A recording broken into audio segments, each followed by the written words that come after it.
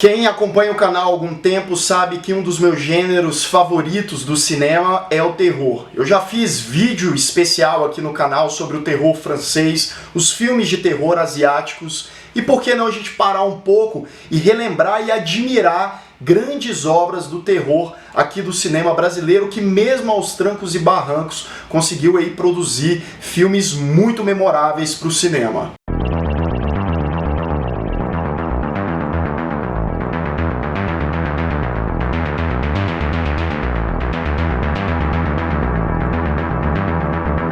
Sejam todos muito bem-vindos a mais um Refúgio Cult, meus amigos, e vamos falar desse gênero que aqui no Brasil é bem complicado, né? Fazer cinema aqui no Brasil não é fácil, captar recursos para fazer uma obra não é a coisa mais simples de se fazer, não é à toa que grande parte das produções nacionais são independentes, assim como alguns dos filmes que eu vou citar hoje. Mas ainda assim, mesmo através aí das últimas décadas, a gente teve grandes obras do cinema de terror aqui no Brasil que talvez muita gente não conhece, e quem é adepto aí ao terror precisa conhecer. E não tem como não falar desse gênero aqui no Brasil sem citar o nome José Mojica Marins, o nosso queridíssimo e conhecido, não só aqui no país, mas fora dele também, Zé do Caixão. Esse cara é uma lenda viva, atualmente ele está com 82 anos de idade, e o Zé Mojica, ele começou a produzir, a dirigir filmes desde a década de 40. O cara tem aí mais de 60 anos de carreira no cinema, e ao contrário do que muita gente pensa, o José Mojica, ele não dirige só filme de terror não, tá? Antes dos filmes de terror, inclusive, ele dirigiu alguns filmes de drama, de faroeste, de aventura, até que em 1964 a gente teve um dos seus maiores clássicos, se não o seu maior clássico, que é A Meia-Noite Levarei a Sua Alma, um dos grandes expoentes aí do terror nacional. Foi aqui que a gente conheceu o Zé do Caixão, que é esse personagem enigmático, sombrio, cruel, que nada mais é do que um coveiro bem sombrio e maléfico, que se veste de preto, tem uma barba bem volumosa, grandes unhas, e o objetivo desse personagem na trilogia de filmes dele é conseguir gerar o filho perfeito para dar continuidade à sua linhagem de sangue. Por aí ele vai fazer umas vítimas, né, jovens, para tentar gerar esse filho. E já nesse filme de 64 a gente tem a demonstração da palavra trash da melhor forma possível, porque aqui todos os elementos são feitos ou de improviso ou de maneira bem artesanal, né? Tudo ali é pedaço de bife. O filme é em preto e branco, então isso também ajudou aí na produção do longa, que obviamente teve um orçamento bem reduzido, mas é claro que todas essas limitações de produção não deixaram com que o José Mojica ousasse na obra, usasse a sua criatividade. A gente está falando de um filme lá da década de 60 que impactou muita gente por conta da sua temática e de várias cenas ali que compunham o desenvolvimento da história. Vale lembrar que os outros dois integrantes dessa trilogia do Zé do Caixão tão marcante é o filme Esta Noite Encarnarei no Teu Cadáver, de 1967, também uma obra muito interessante, que segue vários dos aspectos da obra anterior. E em 2008, muitas décadas depois, o José Mojica fechou essa trilogia com Encarnação do Demônio, que foi, na verdade, o seu último longa-metragem. Ele fechou com chave de ouro aí, claro que mais uma vez um filme trash, que talvez não agrade todo mundo que espere aí um terror tradicional, blockbuster, porque mais uma vez o Mojica resgatou os elementos dos seus filmes aí primordiais e trouxe aí para o século XXI.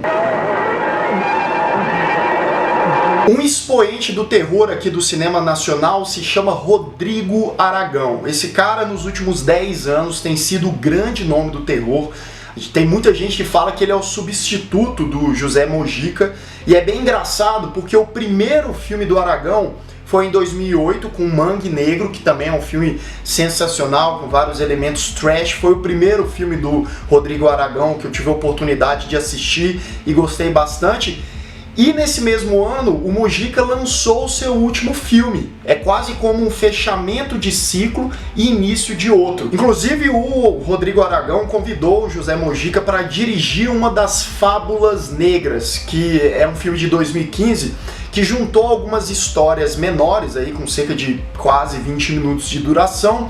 E o Mujica dirigiu um filme e também participou como ator da Fábula do Saci. Inclusive, nesse mesmo filme do Rodrigo Aragão, de 2015, a gente tem a participação do Joel Caetano, que fez a história da loira do banheiro. E o mais legal do Rodrigo Aragão é justamente isso. O cara faz filmes de terror independente, né? Que é mesmo ali tirando leite de pedra, o cara faz produções aí interessantíssimas que não fazem só sucesso aqui no Brasil, não, vai pra fora também.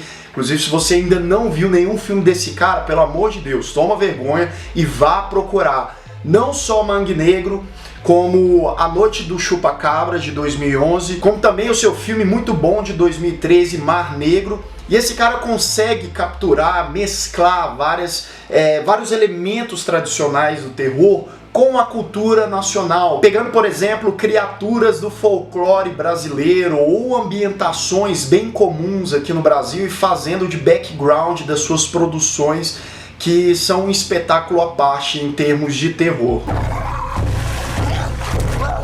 Tem dois filmes de suspense do ano de 2002 que eu gostaria de falar nessa lista aqui também, porque apesar deles terem mais elementos de mistério, né, e suspense, eles também trabalham bastante com terror psicológico, né? Não é aquele terror escrachado, não. O primeiro filme é o Durval Discos. Esse filme é um dos meus filmes preferidos do cinema nacional, em todos os gêneros. Eu adoro esse filme. Ele é dirigido pela Ana Mui Laerte e ele segue uma premissa básica de um cara que é dono de uma loja de discos, que vive com a sua mãe, até que eles têm que cuidar de uma menina que foi deixada na casa deles. E aí a proporção que essa história toma do início até o final é aterrorizante, é de dar frio na espinha, sim. As interpretações aqui são incríveis e a história extremamente impactante. E o segundo filme, seguindo essa mesma linha de suspense / terror psicológico, é o filme O Invasor. E destaque para o personagem do Paulo Micos, ex-Titãs, que é que ele interpreta um assassino de aluguel que é contratado por dois sócios, e esse cara começa ali a infernizar a vida desses caras, né, psicologicamente falando. Outro filme que tem uma crescente na tensão desde o início até o fim e também tem ótimas atuações. Para nossa sorte, o cinema de terror nacional ele tem ganhado ótimos títulos aí nos últimos 3, 4 anos, principalmente, depois de um certo hiato. O filme mais recente que eu quero citar aqui é O Animal Cordial, de 2017. Eu assisti esse ano. Um filme dirigido pela cineasta Gabriela Amaral Almeida. Inclusive, guardem esse nome, que eu tenho certeza que vai ser uma grande promessa aí do cinema nacional. E é um filme maravilhoso. É um filme que você pensa que ele é um terror psicológico também americano e tal, mas ele vai muito além disso. Ele ultrapassa essas barreiras de cinema, de terror hollywoodiano. Porque é um filme, primeiramente, impactante. É um filme que ele lida com questões sociais, afinal a história segue um restaurante e o dono desse restaurante de classe média. O estabelecimento então um certo dia é assaltado, esse assalto foge ao controle de todo mundo e as coisas ficam cada vez mais intensas e piores. Intensidade é uma palavra certa para esse filme. Como eu disse antes, é muito legal ver a variedade dos personagens, e os personagens têm características que passam muito do que é o brasileiro, né? O cara que é mais classe média alta, os trabalhadores do restaurante que são bem classe média baixa, os conflitos entre eles, sem contar os elementos de terror presentes aqui que também tiraram de inspiração aí com várias obras norte-americanas, europeias, inclusive em termos de intensidade. Eu acredito que eles chuparam muito aí do terror europeu. Eu sei. Um outro filme de 2017 que também me surpreendeu positivamente é O Mal Nosso. Esse filme eu assisti recentemente, né? Deu aquela chocada, aquela baqueada. Outro filme que passa aí vários limites, que tem, né, cenas não muito fáceis de assistir. E é um filme completamente independente e muito bem produzido, muito bem realizado dentro do seu orçamento e das suas limitações. Não digo que é um filme perfeito, em termos de roteiro, às vezes ele deixa a bola quase cair, mas ainda assim ele é compensado por vários outros aspectos e elementos também. A história segue um médium que ele fica sabendo que uma presença demoníaca está prestes a assombrar a sua família e ele contrata um cara para fazer um serviço sujo para ele, e esse cara que ele contrata é extremamente desprezível. Na verdade, os personagens desse filme são extremamente frios, e mesmo você não entendendo muito bem todas as motivações e atitudes daqueles personagens, as ações, as consequências dessas atitudes vão com certeza te deixar arrepiado. Outro filme de 2017 que foi lançado comercialmente esse ano nos cinemas e surpreendeu muita gente é As Boas Maneiras, de 2017, que tem a Marjorie este ano, que é um filme, né, que tem a mitologia do lobisomem e tal. Porém, eu preciso fazer umas ressalvas em relação a esse filme. Eu não gosto muito dele, não. Tá, não me julguem, é uma questão de gosto, né? É a minha opinião apenas. Se você gostou, tudo bem. Eu acho que o primeiro ato desse filme, ele mistura uma coisa, né, de lobisomem com o bebê de Rosemary, até uns elementos, quem sabe, de Exorcista, e ele tem essa questão psicológica muito forte. A atmosfera do filme é bem densa e sombria também. Só que eu acho que da metade pro final, principalmente o último ato, não me desceu muito bem. Eu preciso inclusive rever esse filme para ver se eu mudo um pouco a opinião em relação a ele. Mas ainda assim, mesmo eu, Lucas, não gostando tanto assim do filme como muita gente gostou, acho que para quem gosta de terror, esse filme aqui é uma pedida quase que certa, porque a gente não pode negar que é um filme ousado, muito bem produzido e algo diferente aí das produções nacionais. É um menino forte, Ana.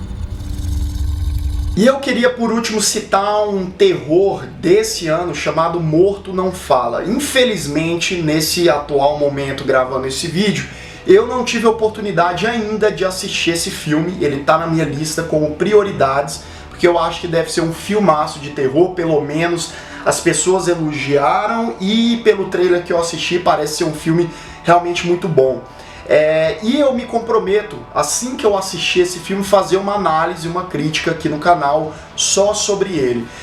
Então, se você, assim como eu, não assistiu Morto Não Fala também, que tem como protagonista o ator Daniel Oliveira, anota aí, porque eu tenho certeza que pode ser um filme que também vai te agradar.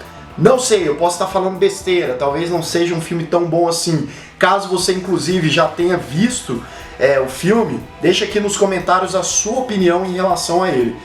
E também outras sugestões de terror nacional que eu acabei não citando aqui. Eu sei que tem vários outros títulos, esses aqui são alguns dos meus favoritos até então. E é muito legal a gente ver que o terror nacional tem várias obras, né? Tanto do Rodrigo Aragão, quanto do José Mojica, ou esses filmes mais recentes também, que influenciam vários outros cineastas pelo mundo todo. As pessoas respeitam, né, esses filmes e esses realizadores, e eu acho que, acima de tudo, nós como brasileiros deveríamos valorizar ainda mais. Então, se você não conhece algumas dessas obras, vai atrás, que eu acho que a probabilidade de você gostar é bem alta. São filmes que, acima de tudo, são crus, de baixo orçamento, ousados, e que a criatividade e o amor desses realizadores, produtores, diretores e roteiristas fala mais alto. Então é muito legal de se ver de verdade.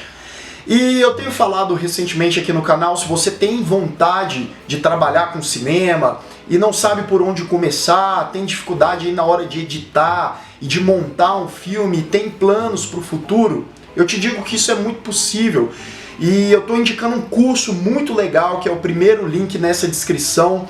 É um curso online, é bem acessível, de baixo custo, a metodologia é bem fácil, são mais uma vez aulas online, você vai aprender em casa. Eu tenho certeza que vai ser um curso que vai te ajudar muito a ingressar nessa carreira aí de futuro cineasta. Então vai lá e confira. Espero que vocês tenham gostado desse vídeo de hoje.